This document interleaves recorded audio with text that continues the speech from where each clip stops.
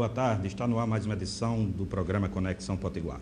A você que nos acompanha de segunda a sexta-feira aqui pela TV União, nosso muitíssimo obrigado pelo carinho da audiência durante esses 6 anos aqui no programa Conexão Potiguar, na TV União e também através do portal www.potiguarnoticias.com.br.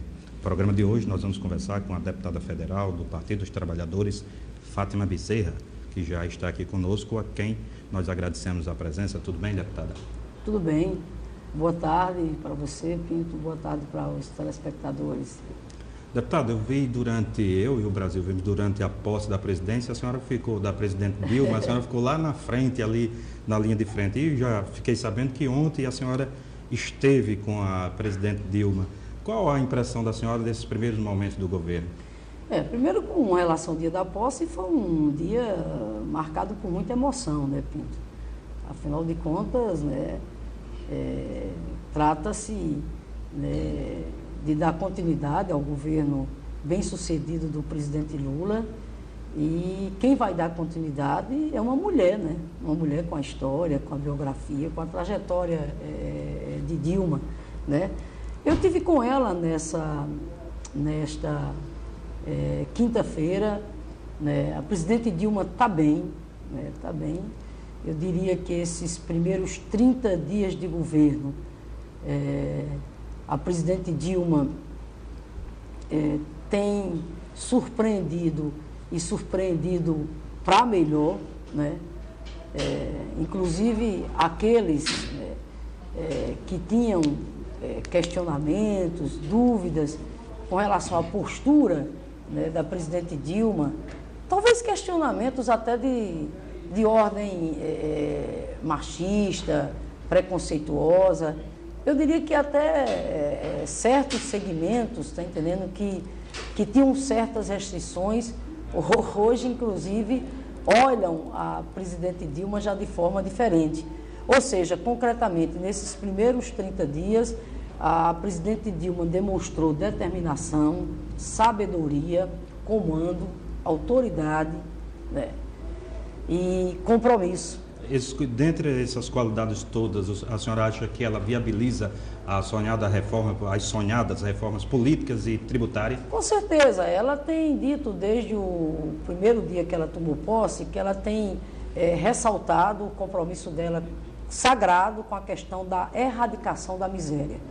Na mensagem que ela leu, né, ao Congresso Nacional, nesta última terça-feira, ela colocava lá claramente que, apesar de todos os avanços, apesar de todos os feitos no governo do presidente Lula, do qual ela participou, mesmo assim é inaceitável que um país com a produção extraordinária do ponto de vista de alimentos que o Brasil tem, é inaceitável que a gente ainda tenha pessoas, está entendendo, que não se alimentem adequadamente. Chega a ser irresponsabilidade. Exatamente, assim como ela dizia, pessoas, por exemplo, que ainda não têm o teto para de repente, né, morar junto com a sua família. Por isso que ela tem reiterado o compromisso sagrado, o principal desafio do governo dela nesses próximos anos, que é exatamente a questão da erradicação da miséria.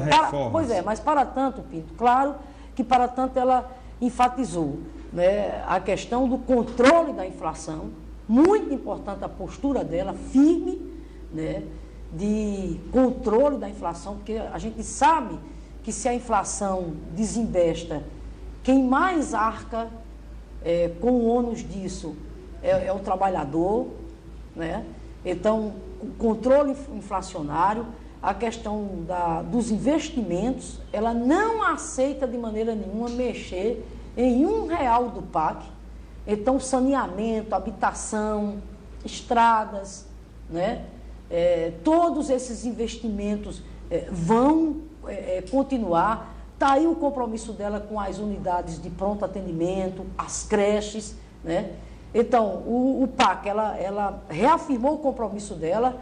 Com isso, nós vamos gerar trabalho, gerar emprego, distribuir renda, e aí vou entrar exatamente na questão das reformas.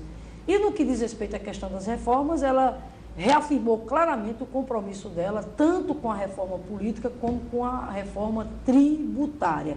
Eu não perco a esperança, não perco a esperança de maneira nenhuma. Acho que 2011 pode ser o ano da reforma política acontecer no nosso país. Se acontecer no primeiro semestre, né? No segundo semestre talvez já complique. Não só no primeiro semestre, eu diria que uma matéria dessa natureza, para ela ser concluída, nós levaríamos o ano todo, tanto o primeiro como o segundo semestre. É importante aqui ressaltar que propostas de reforma política já povoam as gavetas do Congresso Nacional há décadas. Há décadas. Agora, Pinto, eu acho que 2011 pode ser sim um ano da reforma política, desde que a sociedade se mobilize. Já existem, inclusive, mobilizações parecido com o projeto Ficha Limpa, a Ordem dos Advogados do Brasil, outras entidades importantes. A igreja começa a se mobilizar. Os movimentos sociais. Perfeitamente. Né? Mas os próprios deputados, os seus colegas lá, aplaudiram a presidente na hora que ela falou da importância da reforma. Esse aplauso é só... um aplauso mais para a plateia? Eu diria que há há clima? Eu diria que há um sentimento, né, nesse exato momento, favorável à questão da reforma política. É importante aqui também destacar que o novo Congresso, a nova legislatura que se iniciou nessa terça-feira, há 48% de renovação, né, do Congresso, da Câmara dos Deputados. Então a luz vermelha acendeu, quer dizer, começa também a prejudicar os parlamentares. Exatamente, eu acho que tem um ambiente favorável. Eu posso aqui falar pelo PT, pelo meu partido. A maior bancada hoje na composição da Câmara dos Deputados. Nós somos a maior bancada do PT. E compromisso número 1 da bancada do PT se empenhar ao máximo, está entendendo, para que a reforma política aconteça. Agora, volto a dizer, Pinto, quando houve a aprovação do projeto Ficha Limpa, mesmo com as insuficiências que ele tem, mas foi importante, quando houve a aprovação do Ficha Limpa, renasceu em mim a esperança, está entendendo, de que possa acontecer com a reforma política a mesma coisa que aconteceu com o projeto Ficha Limpa. Por que foi que o projeto Ficha Limpa foi aprovado? Porque foi discutido dentro da sociedade, quando a sociedade passou a debater. Com certeza, porque houve uma pressão, houve uma mobilização muito grande. Pinto, não acontecerá reforma política naquela casa se não houver um movimento de fora para dentro. Se for esperar pelo Congresso Nacional, se for esperar somente pelos 513 deputados ou 81 senadores, não anda. Uma das reformas hoje mais importantes, está entendendo, para o Estado brasileiro, não anda se depender só dos 513 parlamentares na Câmara. Mas não depende também, deputada, da firmeza da presidente, principalmente nesse momento em que ela tem popularidade, ela está em paz com as ruas, que não tem crise no governo. Concordo com você, a despeito disso ser uma prerrogativa do Legislativo. Perfeitamente. Porque a verdade é que quem tem a obrigação e o dever de aprovar a reforma política são os legisladores, obviamente. Somos nós parlamentares, mas você tem toda a razão, com o capital político que Dilma pode ajudar muito, né? E muito. Afinal de contas, nós vivemos num país onde a cultura presidencialista, né, Pinto? É forte. É muito forte. Agora, acima de tudo, eu quero aqui mais uma vez me dirigir aos movimentos sociais, à sociedade civil como um todo, à OAB, às igrejas, aos movimentos sociais, às centrais sindicais, aos sindicatos, seja de trabalhadores, seja representante, está entendendo, do patronato.